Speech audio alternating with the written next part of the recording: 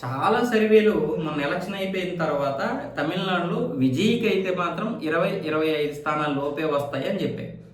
పెద్దగా ఆశలు కూడా పెట్టుకోవాల్సిన అవసరం లేదని కూడా చెప్పాయి. కానీ టుడేస్ చాణక్య లాంటి సంస్థలు చాలా వరకు అయితే మాత్రం విజయ్ కీలకంగా మారే అవకాశాలున్నాయి. విజయ్‌కి 80 అంటే 70-80 స్థానాలు వచ్చే అవకాశాలు కూడా ఉన్నాయి. లేదంటే హంగొస్తే కీలకంగా మారే అవకాశాలు కూడా ఉన్నాయని చెప్తున్నాయి. అందులో అతిశయోక్తి అయితే లేదు. ఇందులో పాయింట్ ఉంది. ఎందుకంటే డీఎంకే ఒక 10, 15, 20 స్థానాలకు దూరంగా ఒక 100 స్థానాలు వచ్చాయనుకోండి. అప్పుడు బీజేపీ అన్న డీఎంకే అంటే ఎన్డీఏకి ఒక 100 స్థానాలు వచ్చాయనుకుందాం. ఇక్కడ కీలకంగా మారినటువంటి మిగతా స్థానాలు ఏంటి? 34. ఈ 34లో ఒక 4, 5 తీసేసిన, ఒక 15 తీసేసిన 20 స్థానాలు అనేవి విజయ్కి వచ్చే అవకాశాలు ఉన్నాయి కాబట్టి అప్పుడు విజయ్ ఎవరి వైపు ఉంటే అటువైపే ప్రభుత్వం ఏర్పాటుకి అవకాశం ఉంటుంది. విజయ్ని తిప్పుకోవడానికి బీజేపీ ఇప్పుడు కూడా ప్రయత్నాలు చేస్తుంది. పొత్తు పెట్టుకోవడానికి అప్పుడు ప్రయత్నాలు చేసింది. ఇప్పుడు ఒకవేళ అధికారం రావడానికి అవకాశం ఉంది కాబట్టి అప్పుడు విజయ్ని ఎవరు వాళ్ళ వైపు తిప్పుకుంటే అటే ప్రభుత్వం ఏర్పాటు చేయొచ్చు. కాబట్టి ఇప్పుడు డిఎంకే ప్రయత్నాలు చేస్తుంది, ఇటు ఎన్డీఏ కూడా ప్రయత్నాలు చేస్తుంది విజయ్ని కలుపుకోవడానికి.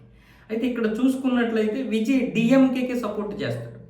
వాస్తవంగా చెప్పాలంటే మాకు బీజేపీకి సైద్ధాంతిక సిద్ధాంత ప్రకారం శత్రుత్వం ఉంది కాబట్టి మేము బీజేపీతో కలవలేమని అప్పుడు చెప్పాడు.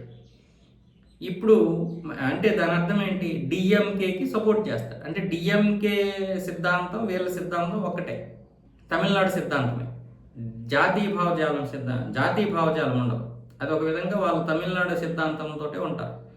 ఇక్కడ బీజేపీ విజయ్ని కలుపుకోవడానికి చూస్తున్నట్లు ఇటు బీజేపీ విజయ్ని కలుపుకోవడానికి చూస్తుంది, అటు డిఎంకే కూడా విజయ్ వైపు పావులు కదుపుతుంది. ఎందుకంటే ఈలోగా బీజేపీ ఏదైనా చేస్తుంది అని డిఎంకేకి భయం, స్టాలిన్కి చాలా భయం. అధికారం కోల్పోతే తర్వాత జరిగేటటువంటి సరిగమప ఎలా ఉంటుందో వాళ్ళకి తెలుసు.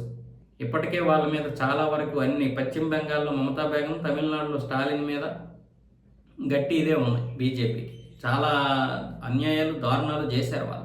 సో ఈ నేపథ్యంలో ఏ విధంగా చూసినా విజయ్ కీలకంగా మారుతుంది. ఒకవేళ కొన్ని సర్వేలు ఏం చెప్తున్నాయి, విజయ్ కూడా ఏమనుకుంటున్నాడు, డిఎంకే అధికారంలోకి వచ్చినా నేను ప్రతిపక్షంలో ఉంటాను, డిఎంకేకి అధికారం చేపట్టడానికి కావాల్సినటువంటి సీట్లు 118 కంటే ఎక్కువ వస్తే మేము ప్రతిపక్షంలోనైనా ఉంటాం కదా అంటున్నాడు.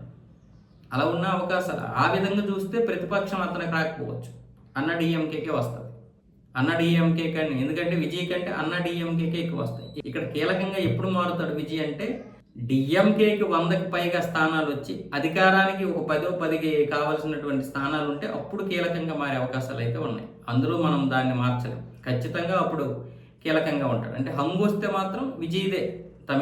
తమిళనాడు విజయ్దే అంటే ప్రభుత్వంలో పనిచేయడానికి అవకాశం ఉంటుంది. ఒక ఉప ముఖ్యమంత్రిగాను లేకపోతే క్యాబినెట్లో వాళ్ళకి సంబంధించినటువంటి వాళ్ళు పనిచేయడానికి అవకాశం బాగా ఉంటుంది.